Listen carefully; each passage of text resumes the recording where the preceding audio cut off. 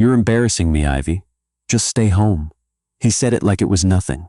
Like those 5 words hadn't just taken something from her chest and left a hole behind. Like she was a lamp he was choosing not to bring to a dinner party because the shade didn't match the room. Ivy Marchand stood in the hallway of their Westchester home, still holding the invitation she had printed out herself. The one with his name on it, and hers, side by side, and watched her husband of 4 years straighten his tie in the entryway mirror without looking back at her once. "The Hartwell Awards are a big deal," Donovan said. His voice was careful, controlled. "The partners will all be there, their wives, women who know how to." He paused, and in that pause lived every single thing he didn't have the decency to say out loud. "It's just better if I go alone tonight." Ivy set the invitation down on the console table.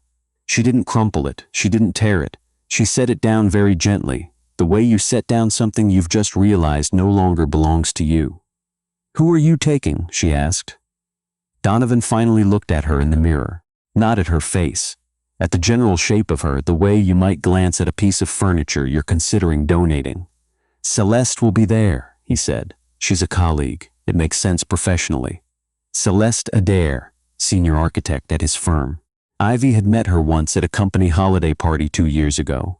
Tall, angular, the kind of woman who made every room feel like she had personally approved the guest list.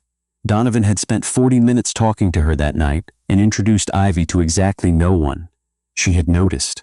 She had said nothing. That was the pattern she had built her marriage on, apparently. Noticing, saying nothing. "I've been to 3 firm events in 4 years, Ivy said quietly. 3. The rest of the time you told me it was better for you to go alone." "Because it is," Donovan said. And there was no cruelty in it, which was somehow worse. Just a flat administrative truth he had long since stopped feeling the need to apologize for. "You don't know these people, Ivy. You don't talk about the things they talk about. You get quiet, and then I spend the whole night wondering if you're okay. And it's distracting." He smoothed his lapel, picked up his keys. "You're a good person," he said in the tone of a man closing a meeting. "Just not the right fit for this world. I thought you'd grow into it. You haven't." The door closed behind him with a soft, decisive click. Ivy stood in the hallway for a very long time.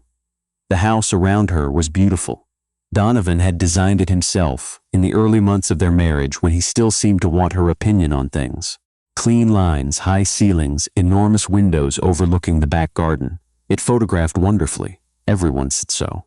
His colleagues had come for a dinner party once, 18 months ago, and they had admired the built-in bookshelves and the imported stone countertops and the original artwork he'd sourced from a gallery in Tribeca. No one had asked Ivy who she was. She had stood in her own kitchen refilling wine glasses, and no one had asked. She walked now to the window that faced the garden. The roses were blooming, the climbing ones along the back fence, the ones she had planted herself 3 springs ago from bare rootstock, the ones that had taken 2 full seasons to establish, and had finally, this year, covered the entire south-facing wall in deep cream and blush. She had done that. No one had noticed that either. Ivy Marchand had not always been this quiet.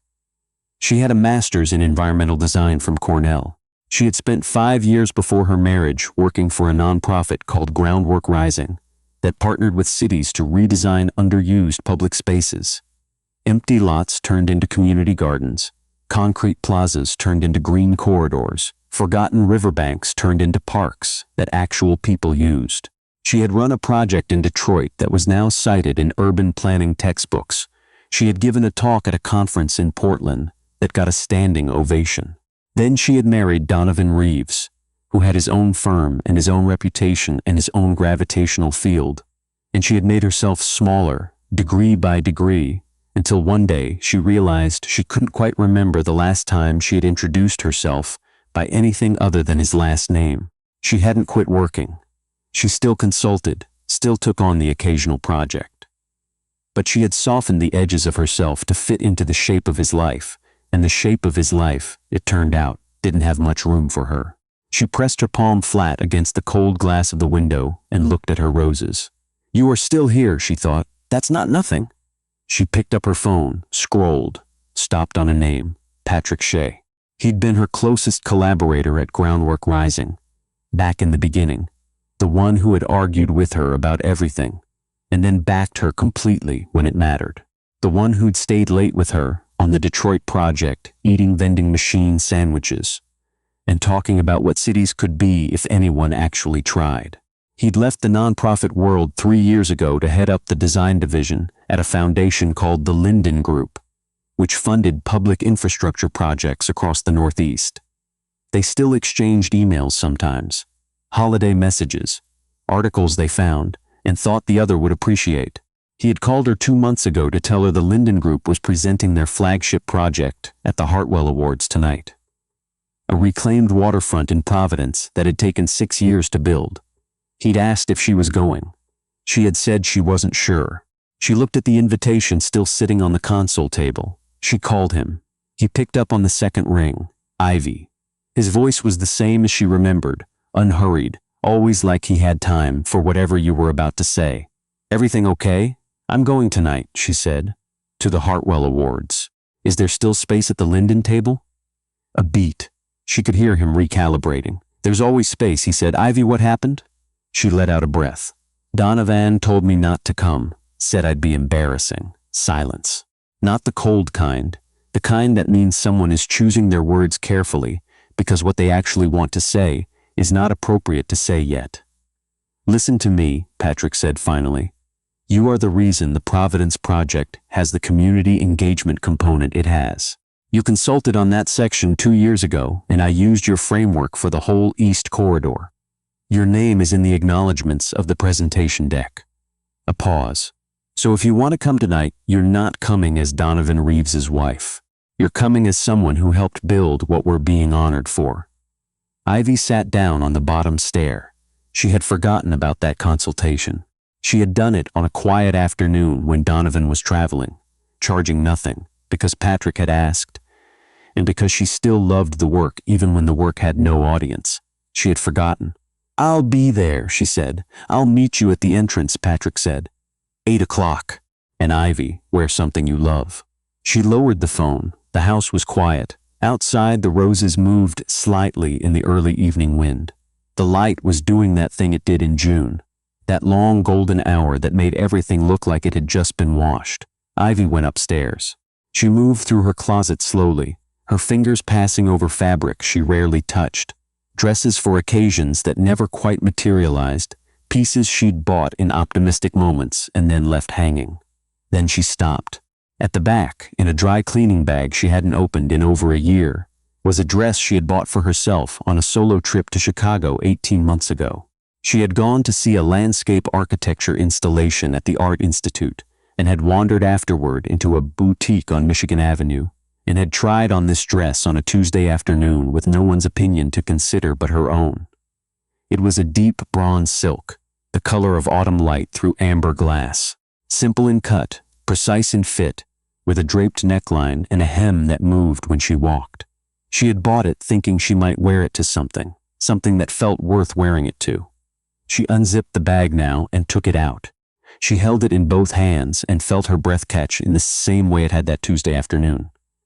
She put it on. The fit was exact, not tight, not loose. Exact, the way clothes fit when you've stopped trying to be smaller than you are. She stood in front of the bathroom mirror for a long moment, really looking. She thought about what Donovan had said.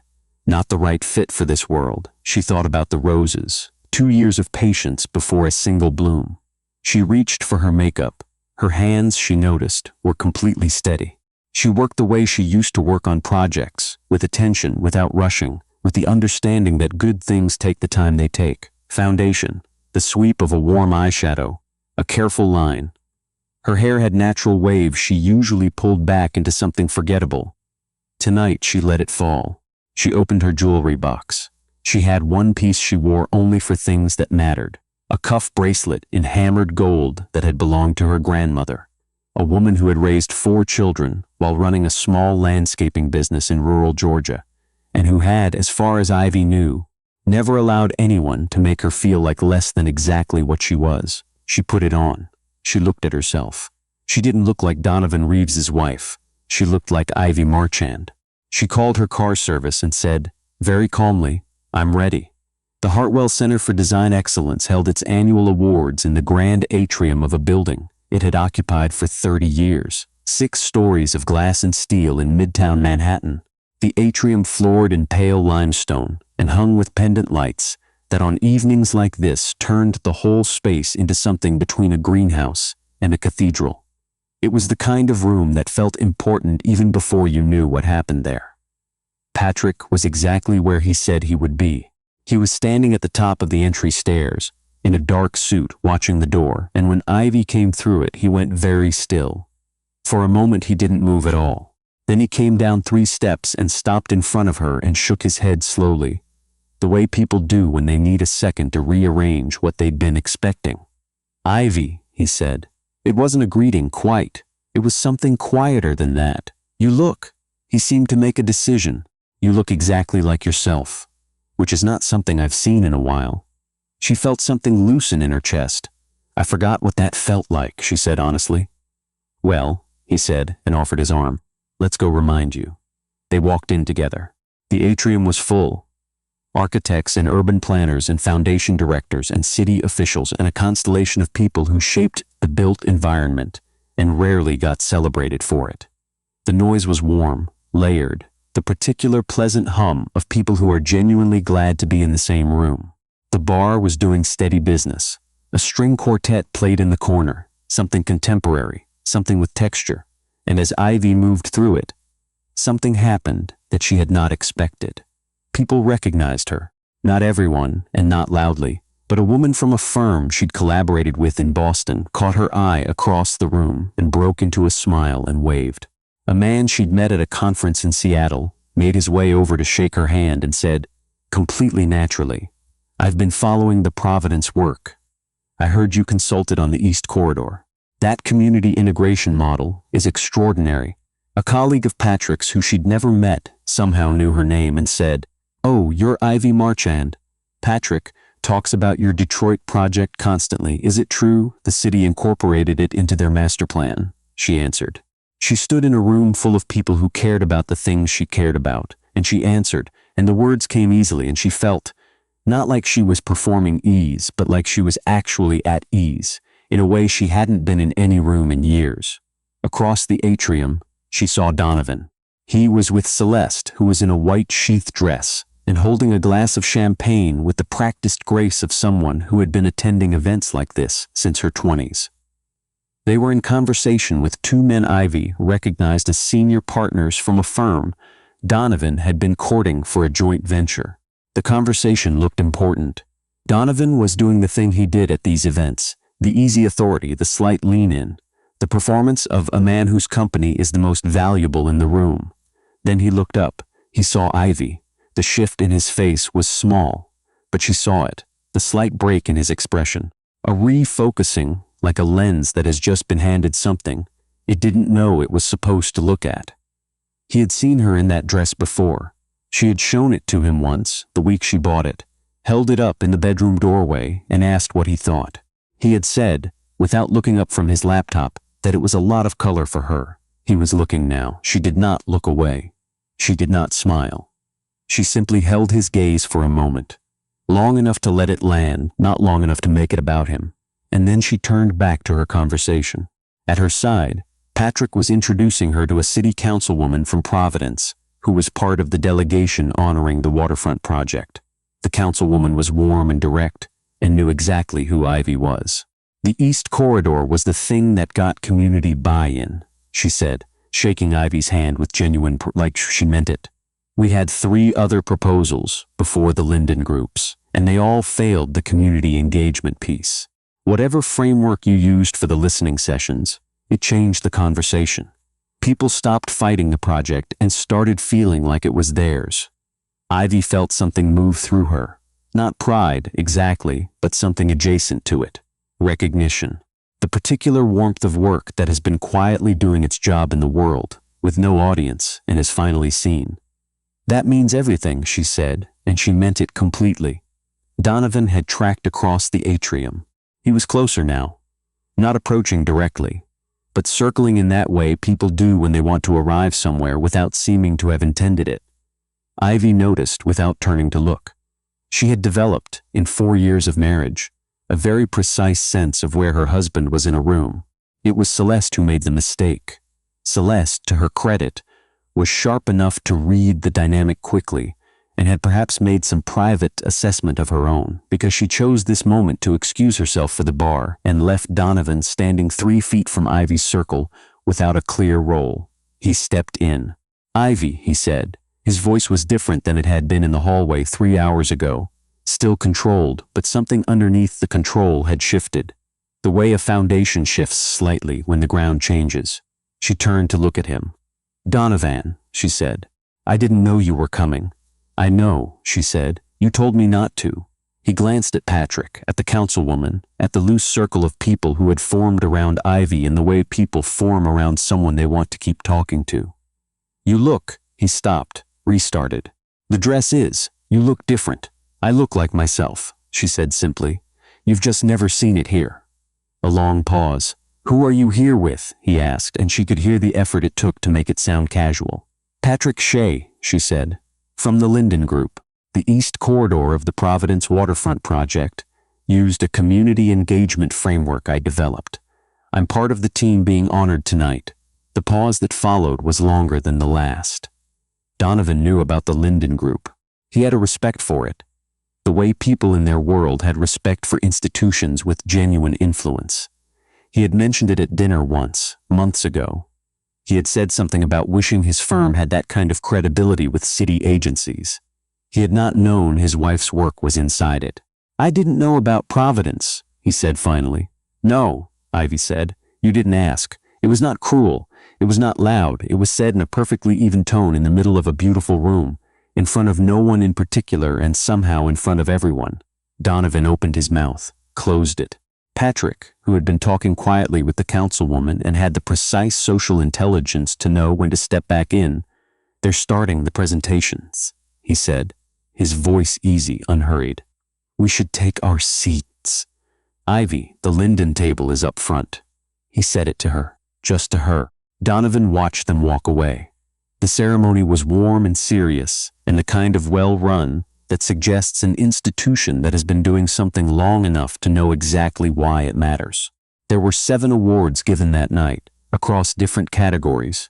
A bridge restoration in Pittsburgh, a transit corridor in Houston, a schoolyard redesign in Minneapolis that made Ivy's chest ache with the specificity of its detail. The Linden Group's Providence Waterfront Reclamation was the penultimate award, the kind of positioning that meant something. When Patrick went to the stage, he gave a speech that was gracious without being performative, specific about the work, and specific about the people who had made it real. "There are names in this project," he said, "that don't appear on any of our official documents, because they contributed in the way good collaborators sometimes do. Quietly, because they loved the problem and didn't need the credit. I want to name one of them tonight." He looked out at the table, looked at Ivy. Ivy Marchand developed the community listening framework that made the East Corridor possible. Without it, we would have built something technically excellent that the community never claimed as their own. With it, we built something people are already protecting. In the audience, a ripple of applause. Ivy felt heat climb her throat. She pressed her hands flat on the tablecloth, steadied herself. She had not expected her name. She had given that work away, quietly, on a Tuesday afternoon, because the problem was worth solving. She had not asked to be acknowledged. She had not expected to be. In the back of the room, Donovan stood against the wall, holding a glass he had stopped drinking from some time ago. Celeste had not returned. He had watched the ceremony from a distance, and he watched now as the table at the front of the room broke into warm applause, as people leaned over to Ivy to shake her hand or touch her arm. As Patrick crossed back from the stage and took his seat beside her and said something that made her laugh. A real laugh. Wide and easy, the kind of laugh Donovan had not heard from her in longer than he could name. He had married her because she was genuine, he remembered now. That was the word he had used in his own head the first time he brought her home. She's genuine. In a world of people performing themselves, she was actually there. He had spent 4 years sanding that down. He was watching it now, restored, in the middle of a room full of people who could see what he had refused to. He set his glass on a passing tray. He did not go back to the table. He left the room. Later, in the easy part of the evening, when the ceremony had ended and the tables had opened up, and the night had tilted from formal to warm, Ivy stood with Patrick near the floor-to-ceiling windows that overlooked the city, their drinks forgotten on a nearby ledge, talking the way they used to talk, sideways, about everything, the conversation taking sharp turns and doubling back and going on longer than either of them planned. He had not changed, she thought, or he had changed in the right directions, fuller, somehow, more settled in himself. He still argued about everything, and then listened when you pushed back. He still had opinions about urban tree canopy and public seating, and whether cities were built for people or for cars. And those opinions were sharp and funny, and backed by things he had actually read and thought about and tried. She had missed this. She had not let herself know how much she missed it. "Can I say something that's outside my lane?" he said.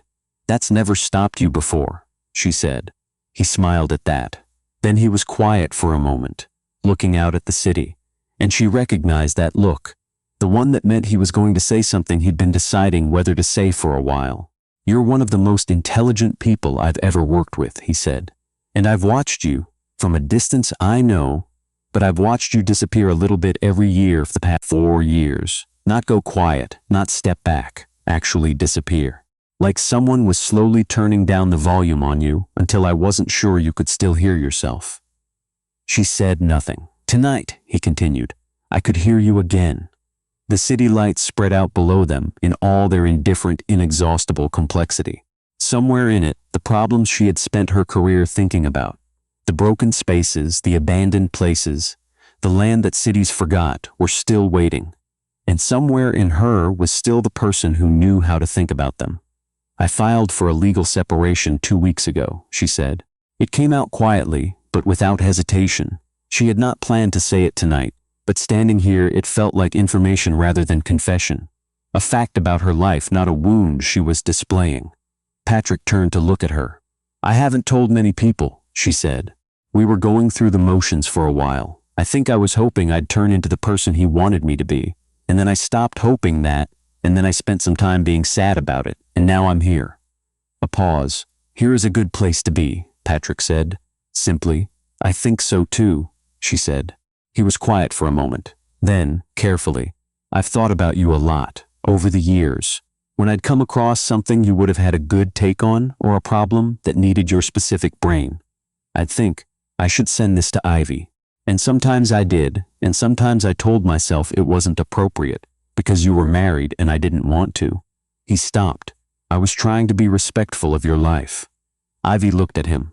"I know," she said. "I'm not trying to make this evening about that," he said.